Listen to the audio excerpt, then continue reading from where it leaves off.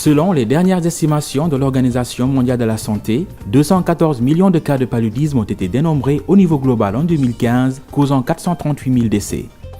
Le paludisme est la plus grande cause de mortalité en Afrique et en 2015, 88% des cas et 90% des décès recensés dans le monde sont survenus dans ce continent. 70% des décès affectent les enfants de moins de 5 ans.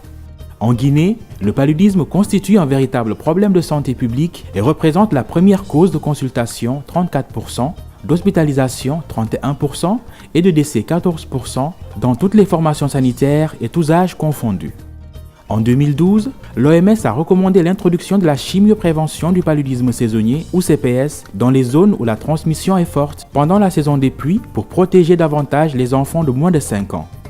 La chimioprévention saisonnière du paludisme consiste à administrer des médicaments composés de l'amodiaquine et de sulfadoxine pyrimétamine aux enfants qui sont âgés de 3 à 59 mois afin de prévenir le paludisme pendant les 4 mois d'administration.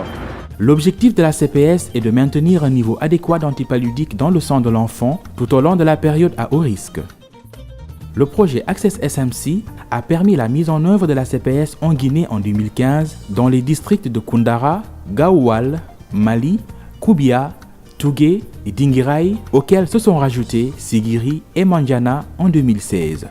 Access SMC est un projet financé par United, mis en œuvre par Malaria Consortium en partenariat avec Catholic Relief Services, qui a pour but de soutenir les programmes nationaux de lutte contre le paludisme dans 7 pays du Sahel dans leurs efforts de mise à l'échelle de la CPS.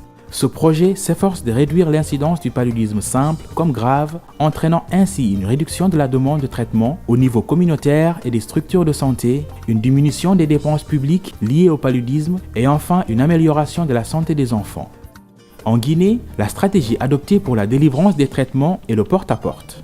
Pendant 5 jours, des agents de santé communautaires se déplacent de foyer en foyer pour administrer la première dose aux enfants éligibles.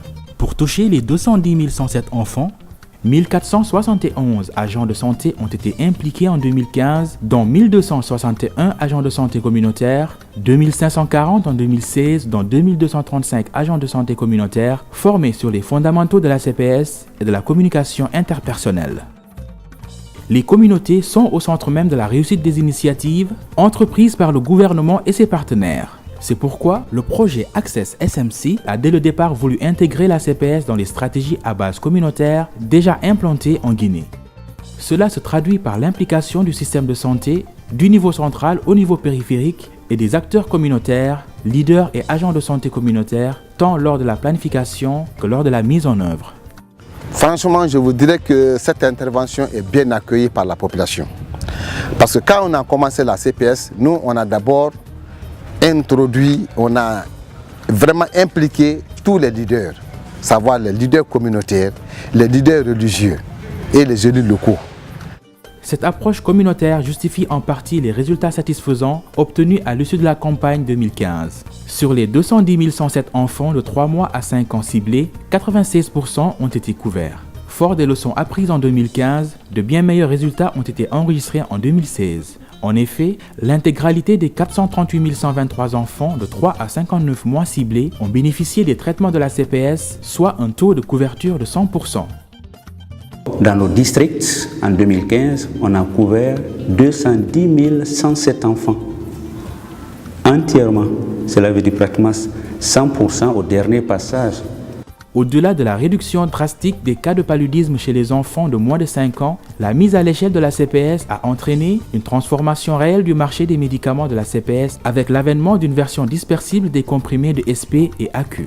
Cette innovation majeure a allégé le processus de préparation des traitements, permettant ainsi de couvrir plus d'enfants.